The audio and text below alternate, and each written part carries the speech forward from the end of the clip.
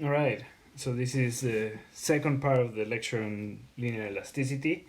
What we did last time was go from the strong form to the weak form, and then now we're gonna introduce the notion of discretization. Um, I think I've been leaving a lot of gaps in the slides.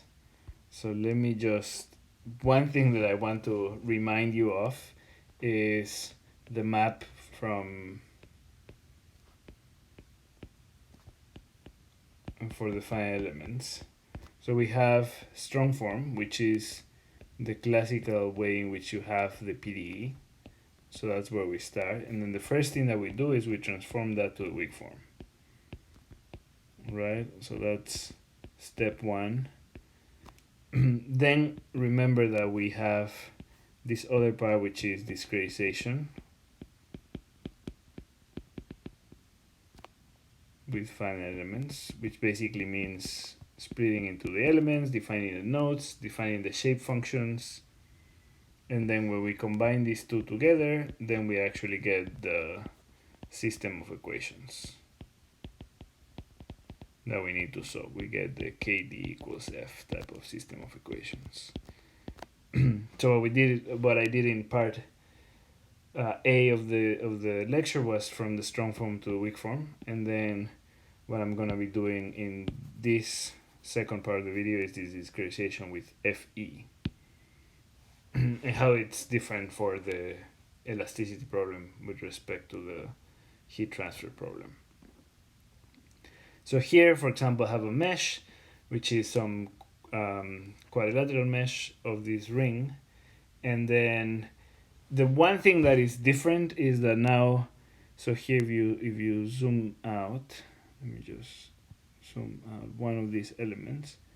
So you have a quadrilateral element, right? So the mesh is the same. You have an element that is made out of nodes. The local node number for the quadrilateral would be always, counterclockwise. We would have something like this. So these are the local node numbers for the element. This is a quadrilateral element. The shape functions are actually the same as before. So same as before, we have, for example, for the quadrilateral, we would have 4 shape functions, 1 per node, right?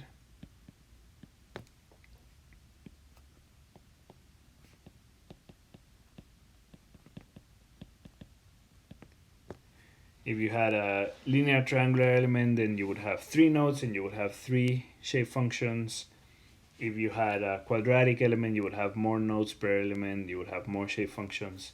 And the shape functions are exactly the same as before. Also, same as before, you could define the shape functions directly in terms of xy, which is probably only done for the triangular elements. And then more often than not, what you will have is you will have the shape functions in terms of the parent domain coordinates, psi and eta. So all of that is exactly the same as we had before. Where is the catch? The catch is now that we want to discretize vector fields.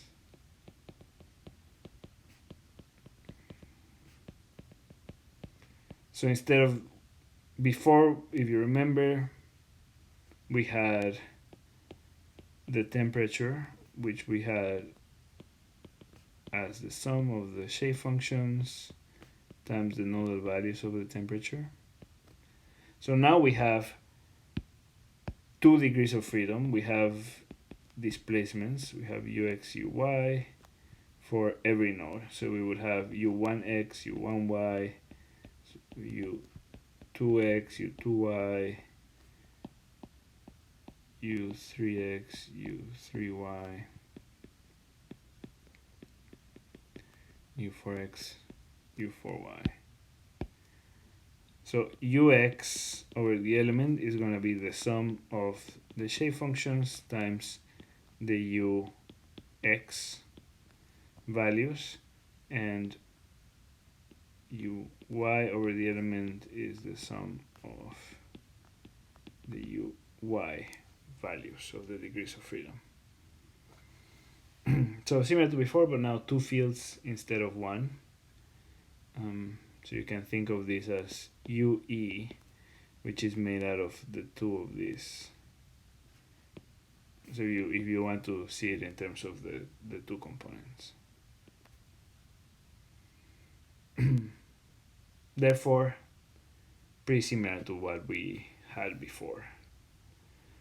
There is one difference, which is now, well, besides the fact that we have two shape functions, is that because we have 2 degrees of freedom, because we have 2 degrees of freedom per node. If you remember, in the heat transfer problem, we wanted to arrange this as a vector, matrix vector operations. So again, let me go here. Remember for heat transfer. At the end of the day, instead of writing it like this, sum of the shape functions times the degrees of freedom, and a different way of putting it was to put all the shape functions in one vector. So for the quadratic element, we would have 4 shape functions, and we would just put all the nodal values in another vector. So we would have this NE transpose times the theta vector, which the book uses DE. So that's one way of rewriting this sum, is with this vector-vector product. So we can do something similar for the displacements.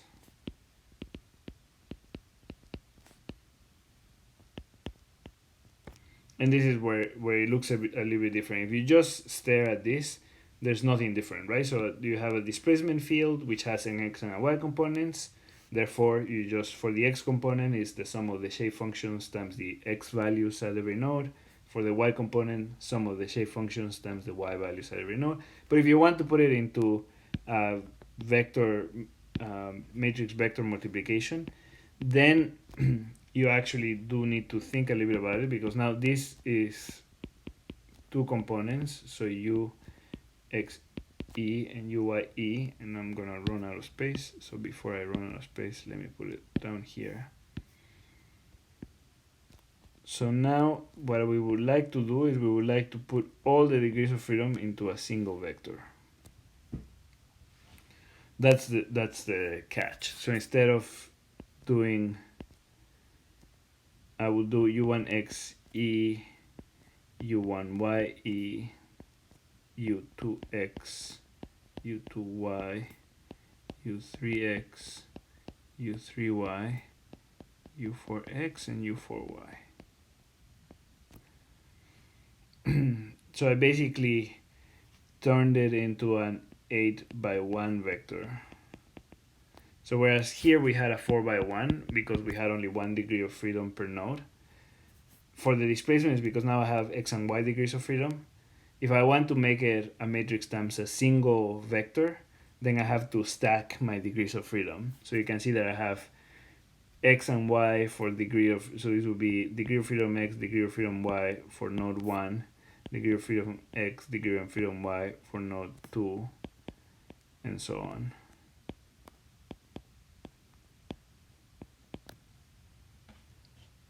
So that I end up with a 2 times node per element vector. And then what do I need in this matrix right here? Now I need some alternating of the shape function. So what I'll end up with is first shape function 0, second shape function 0, third shape function 0, and then fourth shape. As I knew that I was going to run out of space.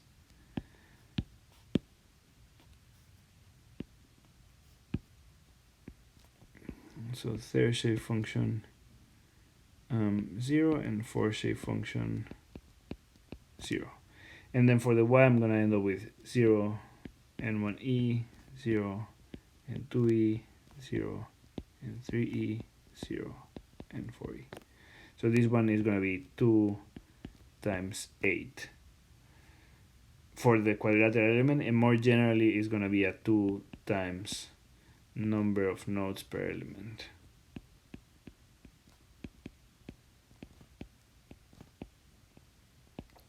So if I had a triangular element, this would be 2 times 6, and this will be a 6 by 1 vector because the triangular element has 3 nodes. So in total there's 6 degrees of freedom because every node would have x and y components. So this is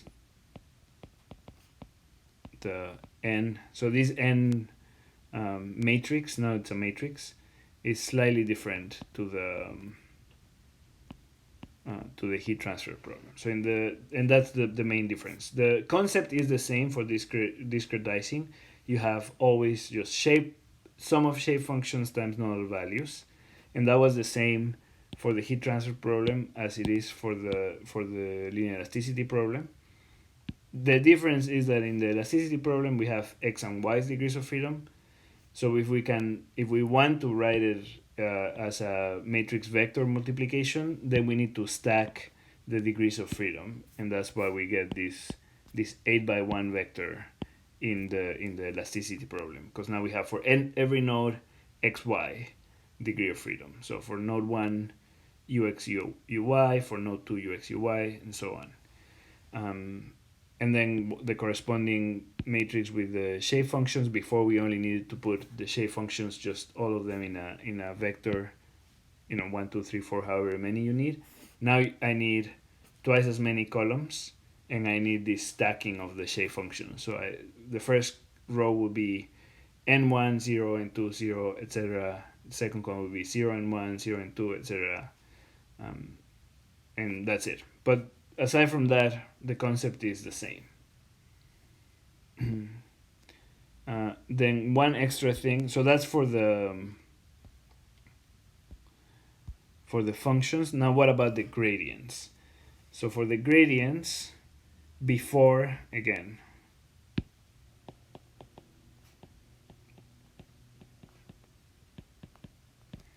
for gradients,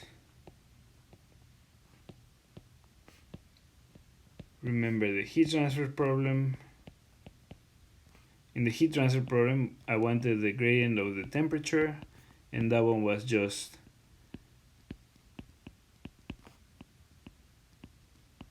like this, right? So at the end of the day, this was sum of derivative of shape functions with respect to x times the nodal values, sum of derivative of the shape functions with respect to y times the nodal values. Now in the linear elasticity problem, I need the gradient of this vector, and in particular, if you've noticed, the notation is I want the symmetric gradient, because the strain, so basically this is the strain. So the strain, but put in a vector form. So the first component will be dux dx. The second component is duy dy, and then there's those are the normal strains, and then there's a shear strain, and the shear strain is sort of the mixed derivatives. So dux dy plus duy dx. So that one looks a little bit different with respect to the heat transfer problem. So it's this 3 by 1 vector. How do I write this one? Well, you can imagine that this first one right here is just going to be sum of partial derivatives of the shape functions with respect to x times the x degrees of freedom. The second one is going to be sum of the partial derivatives of the shape functions with respect to y times the nodal y degrees of freedom. And this one is going to be sum of partial with respect to y times the x degrees of freedom plus sum of the partial derivatives of the shape functions with respect to x times the y degrees of freedom.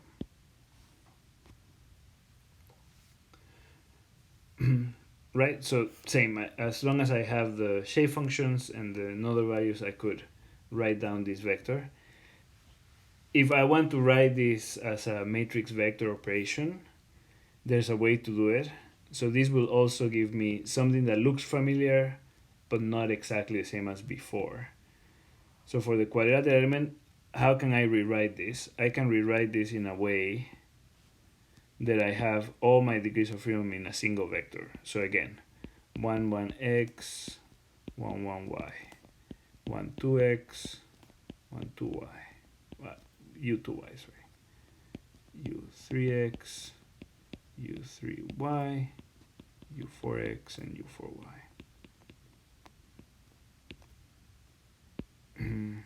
So again, this is my 8 by 1 vector for with all the degrees of freedom for the quadrilateral element. And then how can I arrange my shape functions here? You can think a little bit about it, but I'm just gonna give you the answer. So this will be, the first row should basically only have zeros and partials with respect to x. So this one will be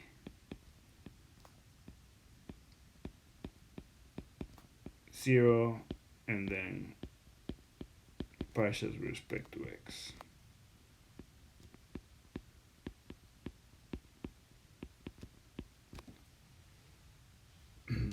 Then the second one is the partials with respect to y times the y degree of freedom. So then I'm gonna have a stacking.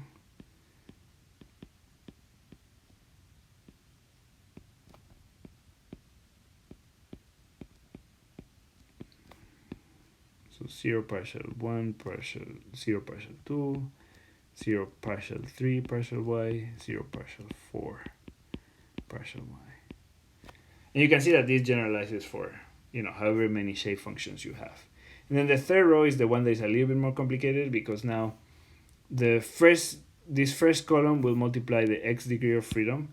So that one should have the y derivative. So this one should be d1 dn1e dy. Now the second column multiplies the y degree of freedom. So this should be the x derivative and so on. So then this one will be dn2 dy, then dn2 dx, dn3 dy, dn3 dx, dn4 dy, and dn4 dx.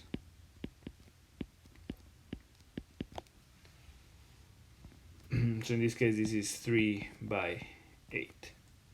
And in more general case, depending on however many elements you have, this will always be 3 times twice the number of nodes per element.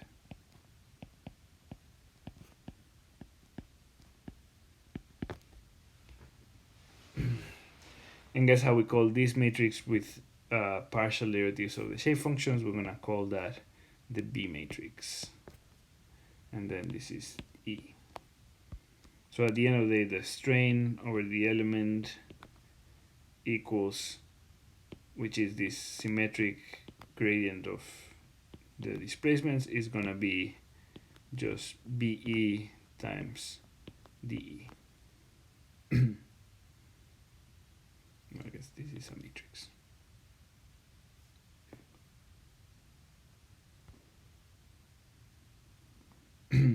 Yeah, so strain, which has the x, y, and the shear strain component, is the gradient of the displacements, which you can write with this B matrix times this degrees of freedom, and the notation for the B matrix for the linear elasticity problem is like this. Is what I just wrote in the previous slide.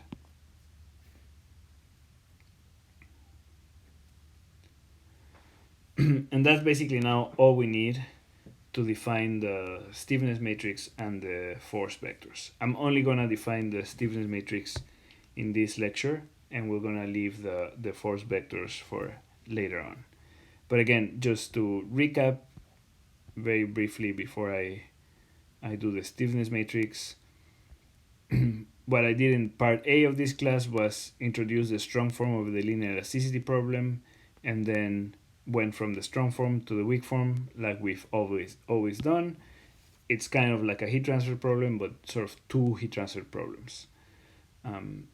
Then what I'm doing in this part of the lecture is I'm introducing the discretization, which means elements and nodes and shape functions, and that all looks pretty much the same as before.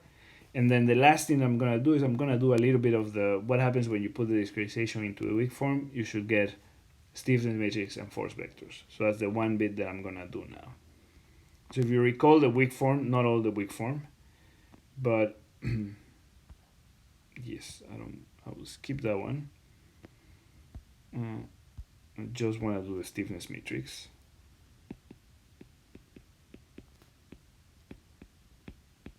So if you recall the weak form, we have at least the first term.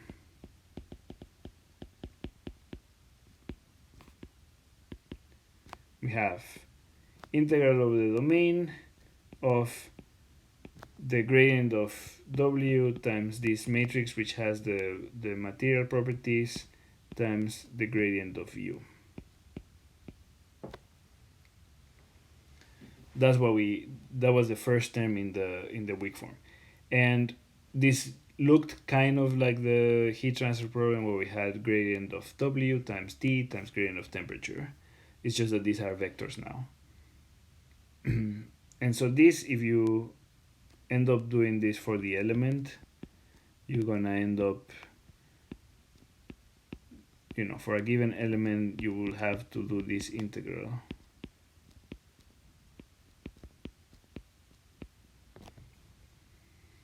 And then at the end of the day, this will lead to the stiffness matrix.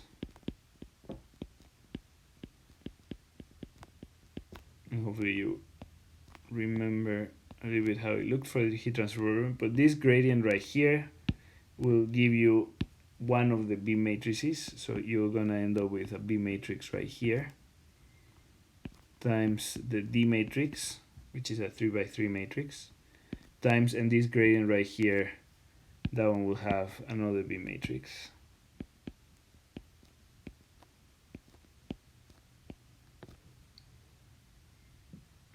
And that's it. So this is the definition of the stiffness matrix for the element. And as I was saying before, so for example,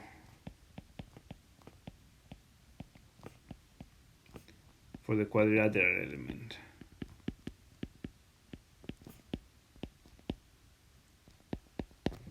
if you have the quadrilateral element, what you need to be able to compute in order to compute the K matrix is just being able to compute the B matrix.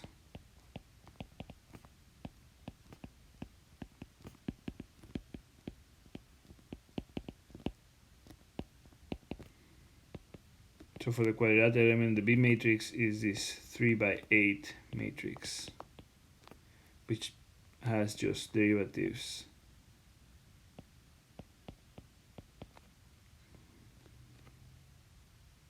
of the shape functions. Just gonna write the first column because I don't.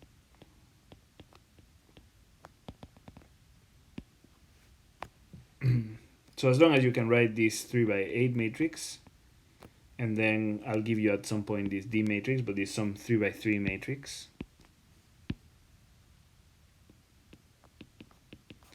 This is some 3x3 matrix which has the material properties. Then you can use your favorite integration method to get the Gauss quadrature to integrate this product. And we've done this for the heat transfer problem. It's just the only thing that looks different is that for the heat transfer problem, I have done this similar integral, but the B matrix looked a little bit different. in the heat transfer problem, the B matrix was a 2x4, for example. So that's different. Just the B matrix looks a little bit different. But if you can compute derivatives of the shape functions, then you can compute the B matrix.